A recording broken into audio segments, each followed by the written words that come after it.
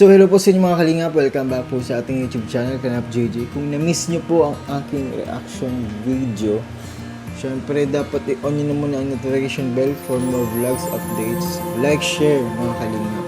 And ito guys, unang reaction, dahil na-miss ko to,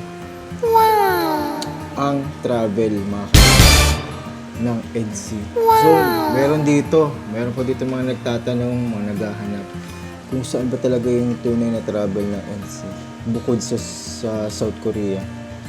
So dito po yung travel po ng EDSI guys, mga kalingap, mga katahanan, ay official na po mga kalingap. So certified na yun guys.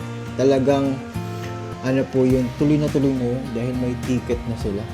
May ano na sila, may mga araw na kung kailan sila alis at kung kailan sila babalik mga kalingap. So yun na po yung pinaka-exciting part ng EDSI Nation mga kalingap. So tuloy na po yung mga kalingap. Yung EDSI in South Korea with Velvet. So yun po. Ano po yun? Velvet Box Tour. So yun na po, ano na po yun? Tunay na yung legit na yung mga. So sino ba mga kasama dun? So, ang mga kasama din, syempre, CEO, di ba? Mga board of directors, yan sila. Sila Ate Jack, sila Kalingap Prab, chairman, tapos ang kanyang asawa, Tita Christine. Tapos po, syempre, EDSI. So, sino pa daw mga Kalingap kaya ang mga kasama din? So, sabi po nila, pinupush po nila na isama po kami, guys. Pinupush po kami, isama kami sa South Korea para daw may mag-camera. Pero yun nga po sa kasamaang palad, hindi po yun yung perfect time, hindi po yun perfect date para po pumunta po kami doon at sumama.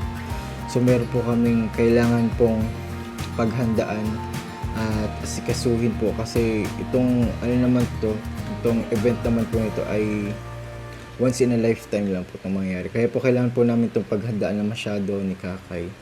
So marami nagsasabi kailangan editor, cameraman. So kami daw po pinupush. So meron na daw pong yung mga nag-sponsor. Po. Maraming salamat po sa inyo pong effort. And pasensya na rin po kung hindi po yun matutuloy. Kasi po, ganda po kami sa aming wedding ni Kakay po. And sakto po pag-uwi po nila, yun. Saktong po yun. Talagang yun, mabilisan. Kailangan talagang paghandaan na. Kasi po, uwi sila May 5 ata. So, pinaka-date talaga ng wedding po namin ay May 7. May 7 na po yung pinaka-official talaga. Hindi na May 8, hindi na May 18, kundi May 7. 7 na po mga kalingap. So, yun yung pinaka-available ng ng everybody, ng everyone. So, yun na po yun. Kaya po, pag-uwi po nila, yun. Konting pahinga, sabak na pizza wedding. So yun. Pero po, thank you po sa mga nag-sponsor po. Talaga pong kinonsider nyo po kami ni Kakay sa inyo pong plano na makasama po ang EDSI. Pero ayun nga po, na-appreciate po namin yung sobra-sobra ni Kakay. Yun po, in behalf of Kakay, ako na po nagsasabi na sobrang thankful kami dahil po naalala niyo po kami, na-appreciate po kapag kasama po ang EDSI. Maraming salamat po sa inyo mga katahanan and mga ka-EDSI Nation. And syempre po mga kalingap, hindi lang po doon nagtatapos. Mayroon pa daw pong secret travel mga kalingap ang EDSI bago daw po mag South Korea.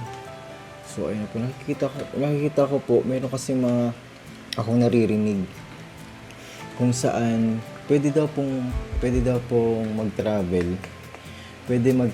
ang EDSI kasama daw po kami. Hindi ko po alam kung sino pa po mga kasama din guys. Pero yun lang po yung naririnig ko, nababalitaan ko guys, yung travel po kasama pong EDSI. Hindi ko po alam hindi ko pa po alam. Pero ito po, pang exciting part lang po. Pang ano lang po sa inyo. Pang notif. Pang notif lang po sa inyo. Notification para po sa inyo. Pero po may idea. Kung may travel pa po ba ang EDSI bago po mag South Korea. Meron po ako na yung Japan daw. Yung Japan, grabe kasi dual visa country. ang mapupuntahan guys kung sakaling matuloy po yun. Pero tingnan po natin kung sino po ba talaga ang makakasama doon. Yung Japan, pero meron din po akong na ano po yun, narinig din Singapore, tapos may Hong Kong din ulit. Tingnan po natin guys kung ano po ba talaga yung totoo. Maabangan nyo naman po yun sa mga future updates. Siyempre, Kalingap Edu, Kalingap Prab, hindi lang po yung mga abangan.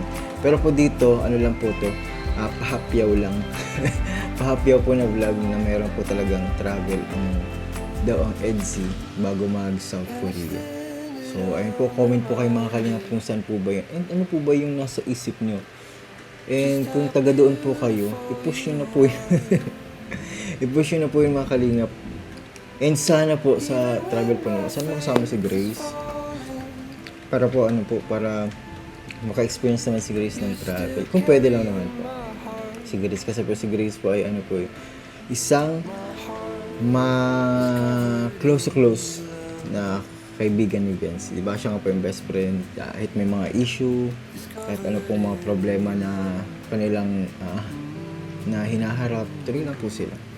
Kaya po natuwa pa ako sa kanilang pagiging magkaibigan. Kahit nagkaroon ng gap dahil sa mga pangyayari sa kanilang buhay, hindi pa din yung kanilang pagsasamahan.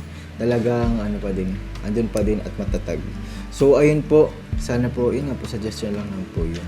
Na sana makasama si Grace. Kasi si Pao, wag na si Pao guys. Kasama na si Pao sa South Korea. Yun po ang alam ko. Pangarap ko mga Kalingap. So si Grace na lang. Para po may experience naman si Grace travel outside ng Pilipinas. Pero naka-experience naman po si Grace sa ganun. So, pero malay niyo po, di ba? Yung Grace. Para po may maingay sa grupo. Ayan po. Maraming salamat po sa inyo po, especially po din sa mga mag-sponsor po sa South Korea po sa amin. Ni Kakay po, maraming salamat po sa inyo. Talaga pong sinama niyo po kami sa plano niyo. In-include niyo po kami sa plano niyo, mga Kalingap, mga katahana. Thank you po sa inyo po pagiging generous. Talaga pong hindi po kayo nag-iisip ng presyo, ng halaga.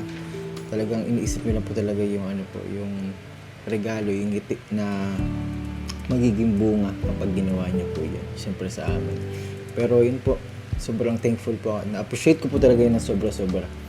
Kaya po, sana po hindi po kayo magsawa po sumuporta po sa amin. Sa EDSI, sa Kalingap, sa lahat po ng love team. Yan po sa amin. Ikay, maraming salamat po sa inyo. And yun po, save the date guys. Ang wedding namin May 7. May 7 na po guys. Yun na po yung pinaka-official. So yun po, comment po kayo mga Kalingap kung taga saan po kayo, kung taga din po kayo sa nabanggit kong bansa.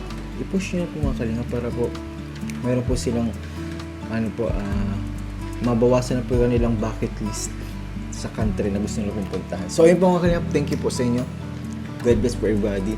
And thank you po sa hindi po pag-skip ng ads. Thank you po so much and bye-bye.